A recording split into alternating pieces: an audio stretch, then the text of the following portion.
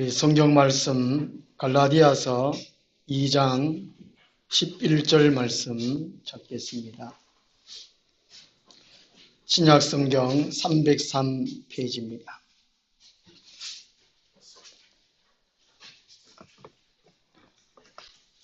갈라디아서는 갈라디아 교회들에게 보내는 편지입니다. 바울이 사도행전에서 5차 전도여행을 합니다. 1차 전도여행 때에 갈라디아 지역에 가서 복음을 전하고 교회들을 세웠습니다. 그리고 2차 전도여행 때는요, 마게도니아, 아가야 지방에 전도를 했고요. 또 2차 전도여행 때부터 이제 편지를 쭉 쓰는데요. 이 3차 전도 여행 때 그 아시아에서 아마 에베소가 아니겠는가. 3차 전도 여행 때 아시아 에베소에서 이 갈라디아에 보내는 편지를 썼지 않나 하는 것입니다. 사도행전 19장 22절에 아시아에 좀 머물 동안에 갈라디아에 편지를 보냈습니다. 이 갈라디아서는 주로 믿음으로 의롭게 된다는 그 내용입니다. 사람이 구원받는 것은 예수 그리스도를 믿음으로 의롭게 되어서 구원받는 그 내용입니다. 오늘 말씀은요, 이 사도 바울이 베드로를 책망하는 이야기입니다. 우리 갈라디아서 2장 11절에서 14절까지 함께 읽겠습니다. 게바가 안디옥에 이르렀을 때에 책망받을 일이 있기로 내가 그를 대면하여 책망하였노라. 야고보에게서 온 어떤 이들이 이르기 전에 게바가 이방인과 함께 묵다가 그들이 오매 그가 할례자들을 두려워하여 떠나 물러가매 남은 유대인들도 그와 같이 외식하므로 바나바도 그들의 외식에 유혹되었느니라.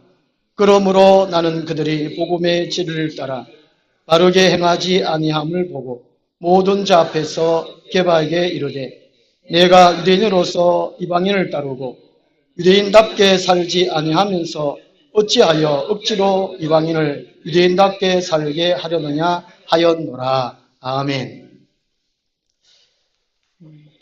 바울은 베드로보다가 나이도 적고 사도가 된 것도 늦게 되었습니다. 베드로는 예루살렘 교회의 수장으로 있었고요. 한참 뒤에 바울이 사도가 됐는데 어떻게 해서 이 바울이 베드로를 책망하냐는 것입니다. 그리고 이 바울이 베드로를 책망했다. 베드로에게는 참 큰 수치되는 이야기지 않습니까? 그리고 이게 사적으로 보면 이게 아무런 중요치 않습니다. 그렇게 바울이 베드로를 꾸짖었다, 책망했다. 그렇게 중요한 얘기가 아닌데 왜 이렇게 기록되었을까 하는 것이지요. 또 복음에 있어서 그 큰 도움이 또 되는 것도 없는데 왜 이렇게 책망을 했을까 하는 것입니다. 그것은요, 11절 말씀에 보면요, 책망하였노라는 말이 있습니다. 책망하였노라는 말이 대항하다, 저항하다, 반발하다 그 의미입니다. 그리고 책망받은 베드로는 이 바울의 책망을 대항하지 못하고 굴복했다는 것입니다. 이 바울의 성격도 한 성격합니다. 1차 전도여행 끝나고 예루살렘 총회 끝난 다음에 사도행전 15장 하반부에 보면 이 바나바와 심히 다투입니다. 이 바울은 한번 옳다고 생각하면 양보를 안 하는 사람입니다. 이 바나바는 마가를 데려가자 하고 바울은 데려갈 수 없다고 하고 또 심히 싸우거든요. 1차 전도했더니 한 2년 정도 참 친한 동안에 그렇게 싸웠단 말이죠. 그리고 이 베드로도 한 성격하는 사람입니다. 아주 급한 사람입니다. 앞뒤 따지도 않습니다. 결과가 어떻게 날 것이 생각도 안 합니다. 무조건 말해보고 화를 내보고 한 사람이 이 베드로입니다. 근데 11절에서 이 게바가 안디옥에 있을 때에 책망받을 일이 있기로 내가 그를 대면하여 책망하노라. 이 안디옥은 수리아 안디옥입니다. 최초로 이방인 교회입니다. 바나바와 사울, 바울이죠. 함께 목회를 했던 곳입니다. 목회를 하고 있었지요. 이 게바는 이 히브리식 원래 이름이 게바이고 예수님이 베드로라는 이름을 주었습니다. 베드로라는 말 헬라 이름으로 반석, 돌 그런 뜻입니다. 또 하나 이름이 되어 있지요. 시몬. 원래가 시몬 이름입니다. 게바는 아람어고. 하여튼 이 둘 다가 성격이 한석교 하는데 바울이 책망하고 베드로는 거의 불복하고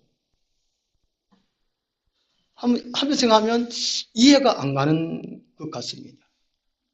그 책망받을 일이 12절에 나와 있습니다. 이 12절에 보면요.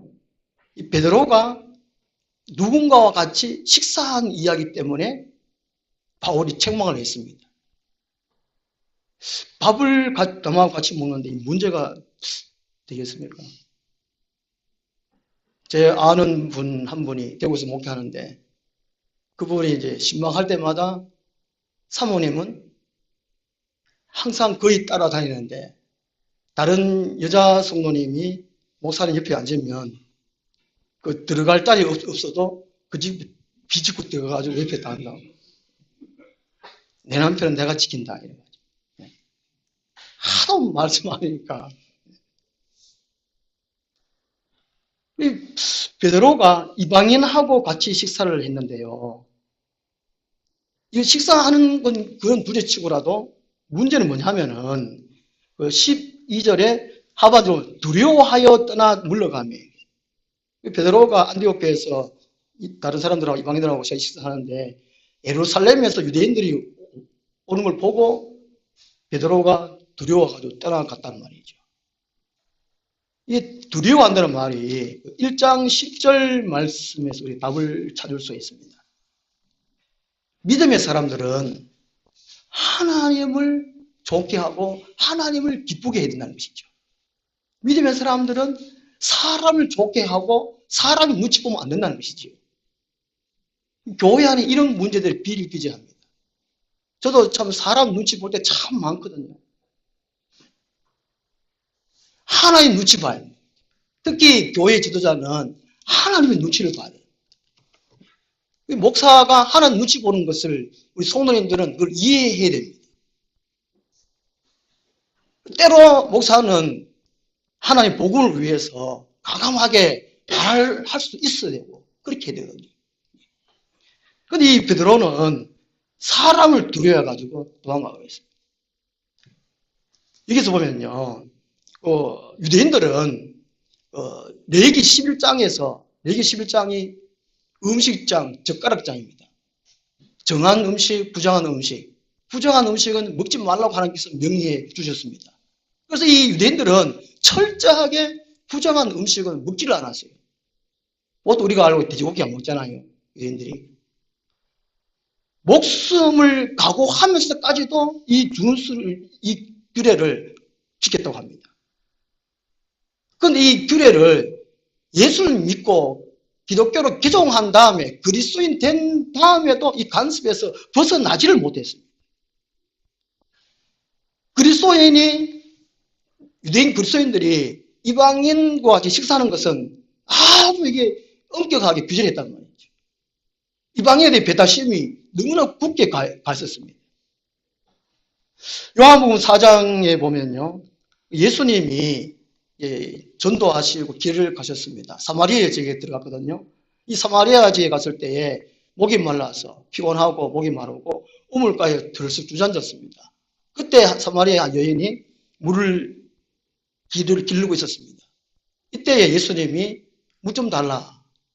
그랬더니만은 이 여인이 하는 말이 당신은 유대인으로서 어찌하여 사마리아 여자인 나에게 물을 달라 하나이까? 이런 말을 합니다. 예수님 당시에도 보면은 유대인과 이방인은 상종도 안 한다. 이 유대인들의 편협성, 아주 편견적인 고정관념, 이것들이 너무 차있다는 것을 이방인들도 알고 있다는 것입니다. 그래서 유대인이 이방인과 함께 식사를 한다는 것은 상상도 못할 일입니다. 유대인들은 이방인 같이 밥 먹는 것을 아주 제약시 생각했어요. 그런데요, 이 베드로는 사도행전 10장에서 하나님의 뜻을 경험하고 체험한 사람이에요. 그 사도행전 10장에 보면 베드로가 시장 한가운데에 기도를 했습니다. 그 비몽사몽 기도한 가운데에 큰 보자기가 내려왔지 않습니까? 그 안에 온갖 부정한 거, 유대인들이 먹을 수 없는 온갖 부정이 있었어요. 그래서 베드로가 아이고 나는 이거 더러운 거는 먹지도 지금까지 한 번도 안 먹었다고, 못 먹겠다고. 이러니까 하나님께서 내가 깨끗게 한 것을 네가 어찌 더럽다고 하느냐, 먹어라.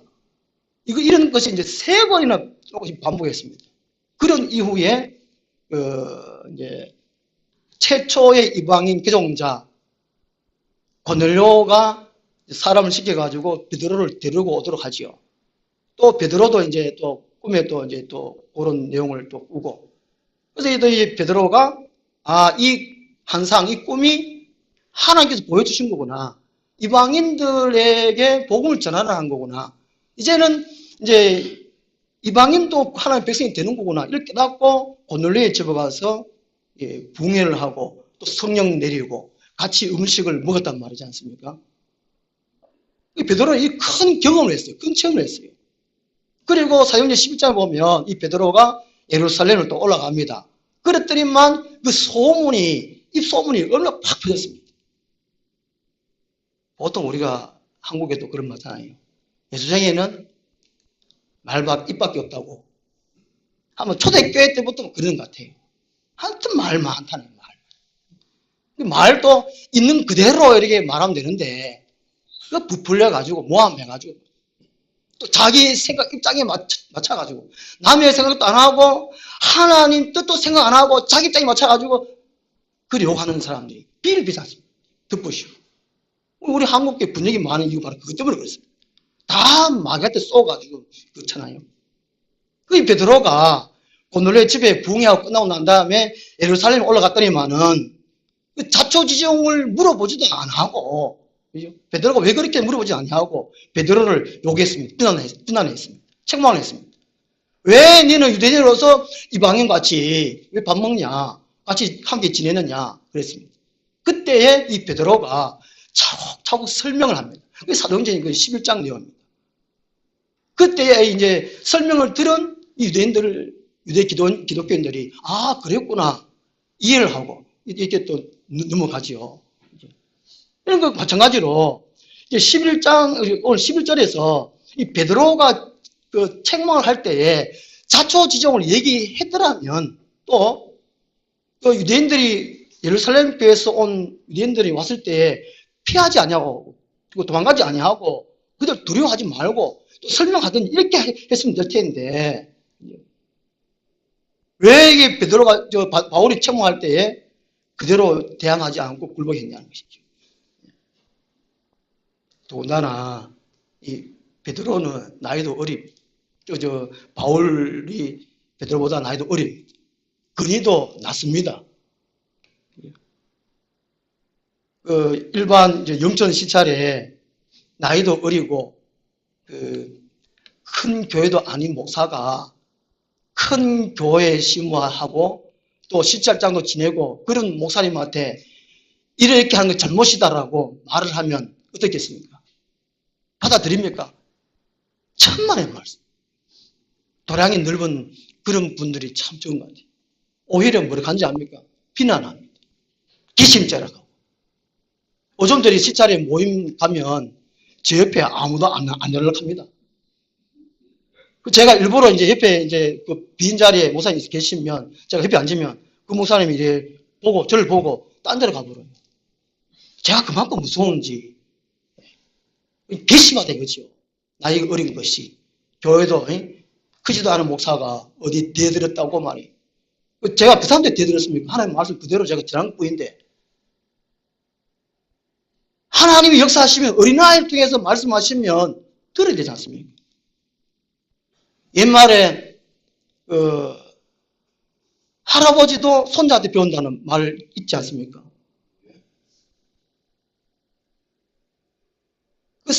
목사 되기 전에 사람부터 되라고 신학교에서 배웠는데 교수가 따라서 그런지 모르겠지만 참 그런 것 같아요. 우리 베드로는 바울에게 책망받을 일이 아닙니다. 또래 대들 수도 있습니다. 근데 왜 이렇게 바울이 말할 때에, 책망할 때에 그대로 이렇게 덮어주느냐, 오히려 굴복했느냐. 진짜 책망 이유가 13절, 14절에 나옵니다. 그 13절의 말씀은 14절보다는 좀 더 약한 이유입니다. 이 바나바가 안디옥 교회의 지도자로서 베드로가 이방인하고 같이 먹으니까 바나바도 당연하게 그냥 같이 먹었단 말이죠. 그 14절 보면요. 남은 유대인들도 그와 같이 외식함으로 바나바도 그들의 외식에 유혹되었느니라. 이 바나바는 지도자입니다. 베드로가 그렇게 하니까 예루살렘 교회 수장인 베드로 그렇게 하니까 바나바도 괜찮네 뭐 이방인하고 같이 식사 먹어도 괜찮네. 쉽게 따라했단 말이죠. 보통 목사가 이제 예를 들어서 술도 먹고 담이 피우고 맛있다 담이 피워라 맛있다 속이 후련한 게 뭐, 답답한 게 다 떨어지고 참 좋다 괜찮다 쟤 아니다 우리 하늘나무 교회에서는 담배 된다 술 먹어도 된다 이렇게 말했다 그러면 그렇구나 좋으네 이 교회 참 좋은 교회다 이런 같이 다 한단 말이잖아요. 목사도 하는데 이 바나바 목사님이 그렇게 하는데 다른 평신도들이야 어떻게 했냐 이런 영향이 간단 말이죠. 이 바울이 생각할 때는 그것 때문에 책망을 한편으로 했다는 것입니다. 근데요 사도행전 11장 24절을 보면요 바나바는 착한 사람이요 성령과 믿음이 충만한 사람이라. 이 바나바가 개념 없이 베드로 수장이 그렇게 한다고 해가지고 그래 따라할 사람이 아니라는 것이죠. 제가 잘못하면 우리 여러분들 중에 목사님이 잘못한다? 그건 하나님의 잘못이야. 하지 말자. 이렇게 돼야 되는데 그래도 하나님이 세운 목사니까 괜찮아. 따라한다. 그래야 하면 안 된단 말이잖아요. 오늘 대형 교회라도 요즘 동영상 보면 어느 대형 교회는 그게 나오라 그럽니다. 그 교회 담임 목사는 잘못된 교리, 신앙을 갖고 있다. 타락했다. 그게 나오라. 이런 동영상 참 많잖아요. 우리 그걸 명심해야 됩니다. 그럼 나는 분별할 기준이 없는데 그 평상시에 성경을 읽고 듣고 내 나름대로의 신앙의 기준을 잡아야 돼요. 그냥 교회 다니면 안 된다니까요. 예배만 드리면 안 된다니까요.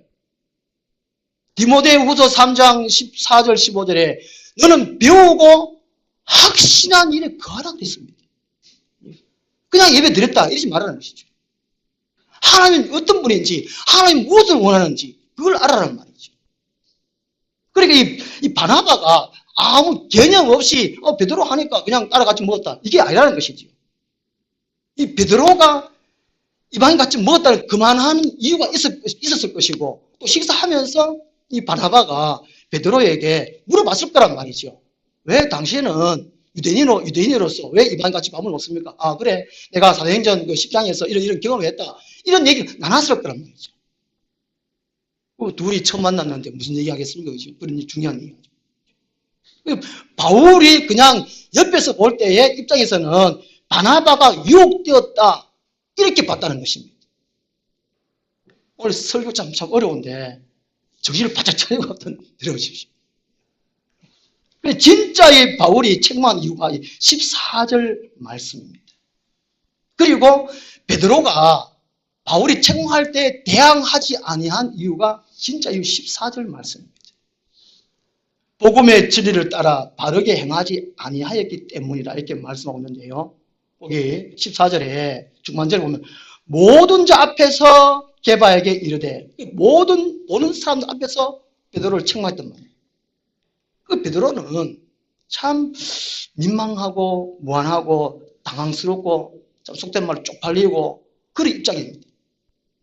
그 여러 사람들이 있는 데서 그 예루살렘 교회 그 당시 최고의 존경받는 수장인 능력 많은 베드로를 바울이 책망했으니까 입장 그 상을 한번 가만 생각해 보면 그렇지 않습니까? 이 바울이 모든 사람을 보는 앞에서 베드로를 책망했다는 것이죠. 그게 왜 그러냐는 거죠. 복음의 진리를 따라 바르게 행하지 않기 때문에. 이게 바로 이제 복음의 진리는 말씀을 가리킵니다. 곧 믿음을 가리킵니다. 믿음에 가난한 이 문제이기 때문에 바울이 책망을 했고 베드로도 아차 맞다는 것입니다. 지금 이 유대인들은 이방인하고 식사하면 안 돼. 부정한 거 하면 안 돼. 이거를 유대교에서 고정관념으로 해왔습니다. 기독교인이 되고서도 또 그걸 지켜왔단 말이죠. 교회 안에서. 더군다나 사도행전 15장에 최초 예루살렘 총회, 공의회가 15장에 있었습니다. 그 예루살렘 공의회에서 다른 어떤 율법의 행위로도 짐을 지우지 않겠다는 이 결의를 한 바가 있었어요.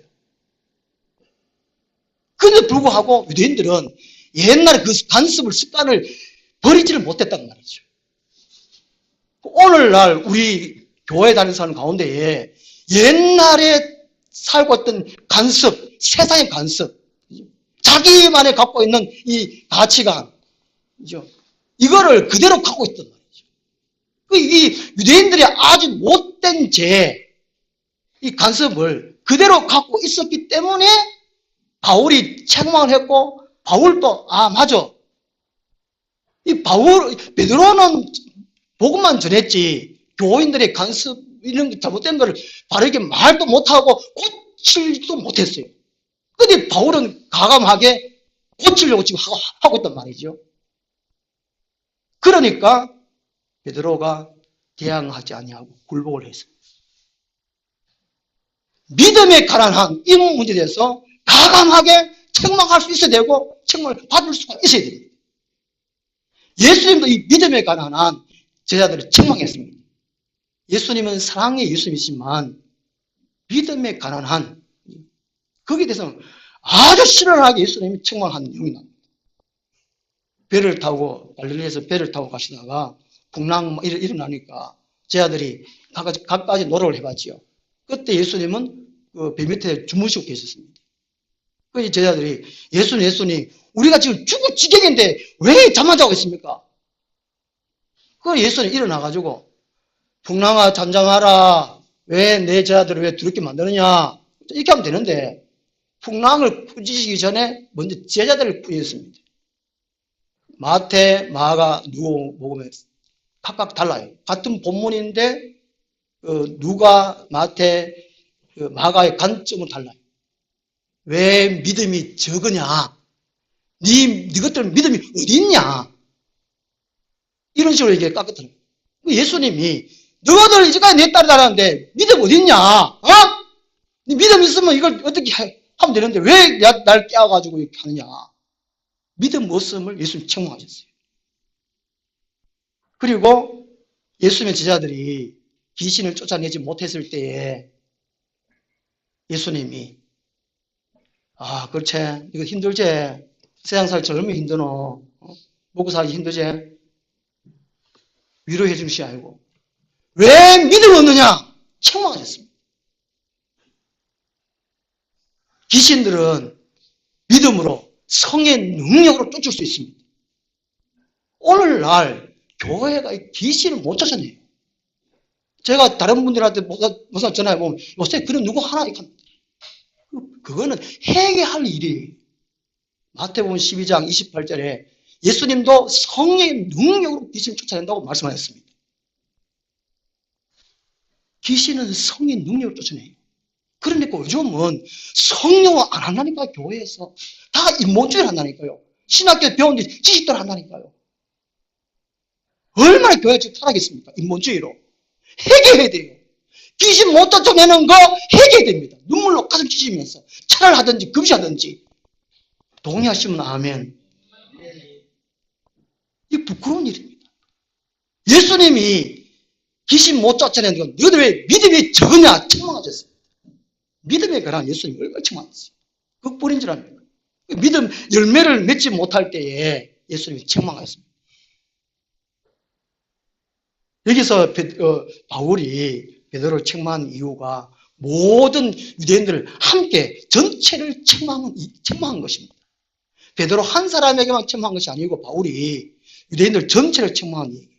이거 사실 보면 별거 아니지 않습니까? 이거 책망한 이유가. 그런데 여기가 딱 들어가 있습니다. 그리고 이제 15절부터 중요한 내용이 나옵니다. 15절부터 우리는 본래 유대인이요 이방 죄인이 아니로되 사람이 의롭게 되는 것은 이렇게 나옵니다. 예수 믿으면 의를 얻는다. 예수 믿으면 천국 간다. 사람이 의롭게 되는 것. 이것은 율법의 행위가 아니다는 것입니다. 유대인들의 고정관념을 깨라는 것입니다. 교회 다니는 사람들, 세상에서 그 가치와 고정관념으로 나는 이렇게 하면 될 겐데, 이 정도 하면 되는데, 이런 생각들만 가득 찬 교인들에게 지금 책망하는 그 이유입니다. 정말로 예수 그리스도를 믿는 것이 뭐냐는 것입니다. 이걸 바울이 지금 책망한 것이죠. 그 베드로가 맞아. 이게 굴복을 바로의 책망에 베드로가 굴복을 했다는 것이지. 세상에 보면 이게 참 좋은 말이죠. 예레미야 시대 때에 남유다가 멸망할 시대지 않습니까? 좋은 말이라도 듣지 말라 그럽니다. 좋은 말, 좋은 생각, 세상이 막 합니다. 참 한 끗 차이로 하나님 말씀인 것 같습니다. 좋은 말이. 잘 분별할 줄 알아야 되죠. 장점은 축해주고, 단점은 감춰주고, 비밀은 지켜주고, 이 세 가지. 우리 대전 중문교회처럼 한번 따라 한번 할까요? 시작.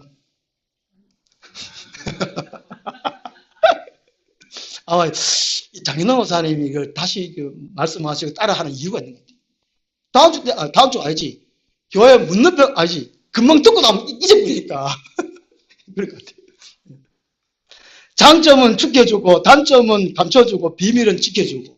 얼마나 좋은 말입니까, 이거? 근데 하나님 말씀은 아니라는 말이죠. 바울은 자기가 볼 때에 하나님의 뜻에 비춰가지고 단점, 가감하게 책망합니다. 고린도교의 장점을 얼마나 자랑 많이 했습니까? 근데 바울은 고린도교하고 장점 그거 자랑하지 말라고. 자랑하라고. 예수 안에서 예수만 자랑하라고.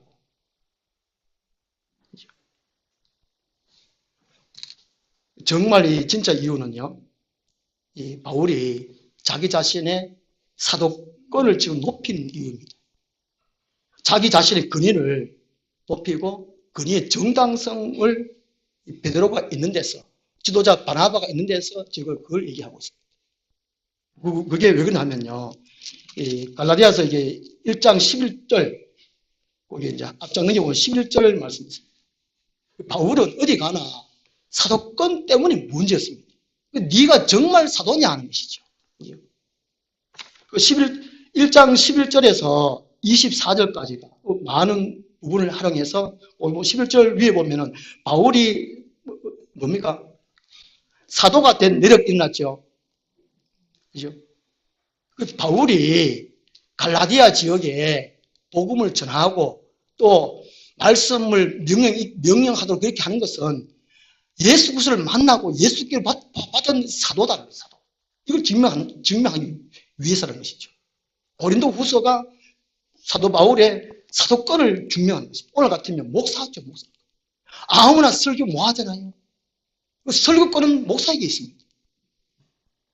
오늘 이게 바울이 책망한 이유는 베드로에게 또 바나바, 지도자 바나바 보는 데서 많은 사람 앞에서 이 베드로보다 못지않게 자기는 사도권을 가지고 있다. 내 말이 정당하다. 하나님께서 나를 쓰신다. 이걸 말하는 거예요. 그래서 이제 16절부터 사람이 어렵게 되는 것은 이걸 전하는 것입니다. 자기 자신의 사도권을 높여서 많은 사람들이 구원의 바른 진리를 깨닫게 하려고, 예수 그리스도 바르게 믿게 하려고 지금 이 책망하는 그 이유입니다. 바른 진리를 들어야 믿을 수 있고 구원받을 수 있기 때문에 그렇습니다. 그리고 바르게 그리스도인으로 살 수 있기 때문에 그렇습니다. 그러면 세 번째로요, 우리 성도들의 책망받을 일에 대해서 한번 생각을 해보겠습니다. 14절에 핵심이 그거지요. 14절에 복음의 진리를 따라 바르게 행하지 아니함입니다. 이것이 책망 기준이지. 모두가 요즘은 인간 존중 시대라고 합니다. 개개인의 개성 이런 걸 다 존중하라 그럽니다. 나름대로의 인생관이 있고 나름대로의 철학이 있고 함부로 남을 간섭하지 해서는 안 된다는 이런 말들이 지금 비일비재합니다. 요즘은 조금만 해도 상처받고 토라지고 삐지고 또 관계가 소원해지고 이런 세상입니다. 이철수 목사님 설교 중에 요즘은 이제 교회에 상처받은 사람 손들어가면 다 손들었는데 상처 준 사람은 그럼 없대. 들으셨지 않습니까? 우리 하늘나무 몇 명 안 되는데 다 상처받았지요. 우리 하늘나무 교회에 상처 제일 받은 사람은 누군지 혹시 아십니까? 네, 접니다, 접니다. 저희 아들 그래요. 참이 등강에도 뭐 하면 아빠한테 상처받았다. 어릴 때 책망받는 두드려 맞는 거 그것밖에 기억 안 난다. 야야, 나는 너희 때문에 속이 다 늦어졌다. 아빠가 제일 상처 많이 받았거든. 어느 분은 그럽니다. 하나님 마음은 고목 같다고 고목은 겉으로도 속이 텅 비지 않습니까?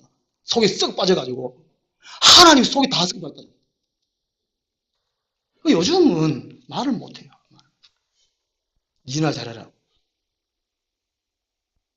참 어렵습니다. 요즘 참 힘든 세상에 살아가는 것 같습니다. 또 한편으로요, 성경 말씀에는 사랑은 허다한 허물을 덮느니라. 또 사랑은 용서해라. 용서를 예수님께 물어봤으니까 이런 분한테 6번 해라. 490번입니까? 70번입니까? 이게 수도 없이 용서하고 덮어주라는 말이 있잖아요. 근데 책망하라는 말도 참 많거든요. 이게 복음의 진리를 따라 바르게 행하지 아니할 때 이게 책망 기준입니다. 무엇을 사랑하고 무엇을 용서해주고 무엇을 덮어주고 무엇을 또 책망할 것이냐 또 책망받을 것이냐 이거 우리 자신들이 분별할 기준이 있어야 된다는 것이죠. 그래서 우리가 바울처럼 책망할 수 있어야 되고 베드로처럼 책망받을 수 있어야 된다는 것이죠. 오늘 절대 가치가 무너진 이 시대입니다. 절대 가치, 절대는 하나님, 하나님이 없는 시대, 이 시대가. 성경을 보면은 사사시대인 것 같습니다. 이 사사시대는 자기 마음대로 하는 세상입니다. 그 시대입니다. 자기 소견대로 행하는 시대가 사사시대입니다. 그리고 극한 음행 시대가 사사시대입니다. 사사기 19장에 보면 시신 토막 사건이 나옵니다. 사사기 19장에 여인 시신을 12두막 내가지고 12지파에 보내는 그 인원. 그 발단이 아시죠? 그죠? 예. 음행 때문에. 사사시대 때 극한 음행 시대. 그리고 사사기 20장에 보면은 다른 지파들이 베냐민 지파를 몰살시킵니다. 하나님이 허락하지 않는데도 불구하고 하나님 몰라라 그러고 기도는 해요. 하나님 우리가 베냐민 족을 치러 가니까 근데 3번이나 하나님이 허락을 안 하는데 불구하고 또 치러가 죽이고 그러니까 하나님 내또 보고 자기 분을 이걸 해결하려고 하는 그 시대, 사사시대. 자기 분을 다 하려고. 니 죽고 내 죽고 정말 니 죽고 내 죽고 개국 콘서트가 세상을 풍자하는 이야기는 풍자. 그냥 웃기려고 하는 것이 아니고 세상을 풍자하는 이 시대를 풍자하는 거예요. 그 남편 있는데 불구하고 애인 그런 얘기도 하고 자기 그게 지금 일상이 시대. 니 죽고 나 살고 하여튼 간에 사사기 시대에 나중에 자기도 이제 살고 하여튼 자기 부흥을 위해서는 부흥을 해결하기 위해서 나중에 용서가 없는 시대가 이 사사기 시대. 이 사사기 시대가 자기 마음대로 하는 시대, 극한 음행 시대, 용서가 없는 시대. 사사기 시대. 그리고 사사기 시대 지난 다음에 무슨 시대죠? 왕들을 구합니다. 이스라엘 백성들이 사무엘 선지자 와가지고 우리도 이방인같이 왕을 달라고 요구를 합니다. 그래서 왕정시대가 시작되거든요. 사사기시대 끝내고 난 다음에. 그러니까 하나님은 필요 없다는 것이죠. 사람의 왕, 자기가 왕이에요. 요즘 거의 다 그렇게 돼가잖아요. 지금요. 지금은 사사기시대인데 사람의 왕, 이게 적그리스도 왕, 정치통합 왕 되면 끝이. 열왕들이 통치하고 다 끝이잖아요. 이스라엘이. 그죠? 시대의 흐름이 그렇잖아요. 성경을 주신 이유가 그렇습니다. 하나님의 경영, 세계 경영이 그렇게 성경이 다 얘기해 놨습니다. 왜 우리가 성경 공부합니까? 시대를 분별하기 위해서. 내가 믿음의 새로운 삶을 살기 위해서. 지금 시대가 그렇다니까요. 설교를 하나님의 말씀이 설교가 되었는데 웃기는 설교 말이에요. 웃기는 설교. 재밌는 설교라고. 성공하는, 돈 많이 버는 이 설교. 성경이 하나님의 참 좋은 말씀, 기쁜 말씀도 있지만 책망의 말씀이 더 많아요. 연서가, 구약성의 연서가 3분의 1 분량입니다. 연서는 책망의 그 내용입니다. 복음서에도 보면, 율법서에 보면은 축복의 말씀보다가는 저주의 말씀이 4분의 3이 더 많습니다. 그렇지요? 신명기 28장이 들어가도 복받고 나도 복받고 그런 얘기 나오잖아요. 그것만 좋아해요.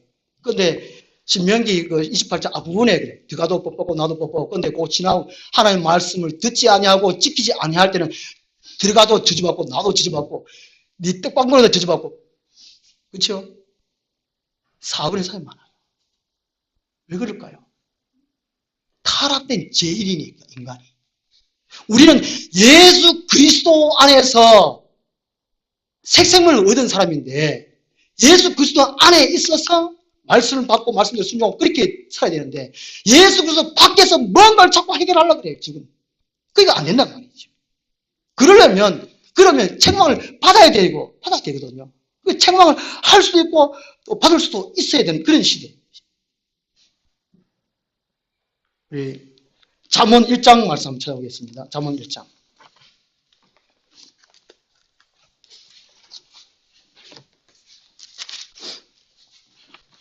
이 잠언이 이 경계할 말씀은 삶 속에 살아가는데 경계할 말씀이 잠언이거든요. 잠언이 참 감사하게도 31장 되어 있어서 하루하루 제가 매일 읽으시라는 이유가 그것입니다. 잠언 1장이 서론격입니다. 서론격. 그 잠언 전체 보면 책망하는 이야기 참 많아요. 근데 미련한 자에게는 책망하지 말라는 말씀입니다. 미련한 자는 이 절구통에다가 곡식을 놓고 빻아도 미련한 자와 곡물을 절구통에 넣어가지고 빻으면 곡식은 빠이는데 미련한 자는 안 빠인다는 그런 내용이 있어요. 혹시 어딘지 압니까? 그거 참 재밌죠, 그죠? 절구통에 곡식하고 미련한 자하고 같이 넣어가 빻으면 곡식은 빠이는데 미련한 자는 안 빠인다. 미련한 자에게는 책망하지 말라는 것입니다. 미련한 자는 하나님도 포기한 사람입니다. 그러니까 잠언서에 미련한 자가 되지 말아라. 어리석은 자가 되지 말아라. 슬기로운 사람이 되어라. 지혜로운 사람이 되어라 그랬죠. 지혜로운 사람이 책망을 듣습니다. 더 지혜로워집니다. 우리 잠언 1장 23절 말씀 같이 읽겠습니다. 잠언 1장 23절요. 나의 책망을 듣고 돌이키라. 보라, 내가 나의 영을 너에게 부어주며 내 말을 너에게 보이리라. 아멘.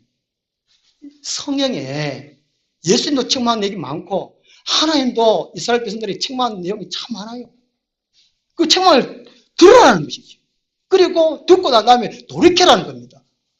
책망만 듣고 들어가가지고 가슴에 넣어가지고 꽁 해가지고 네가 뭔데 내한테 책망했노? 막 이래가지고 나오네. 성질을 못 고친다. 분명히 보세요. 나의 책망을 듣고 돌이키라. 돌이키면 자기 성질이 성품이 되는 성품이. 한끗 차이.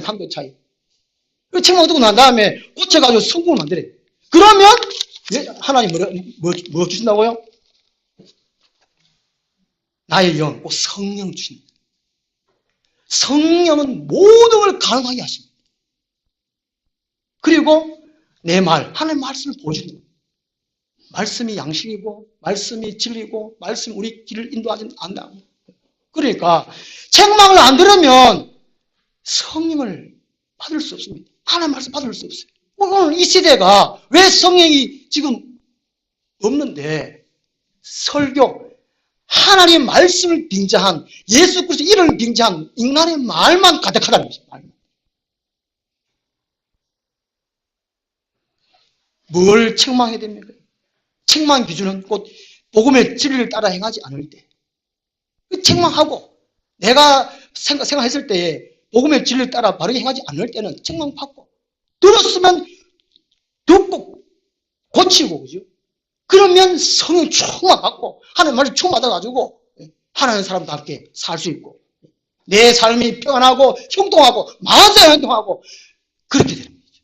교회가 부흥하고 하나님의 원리가 그렇다는 것이지.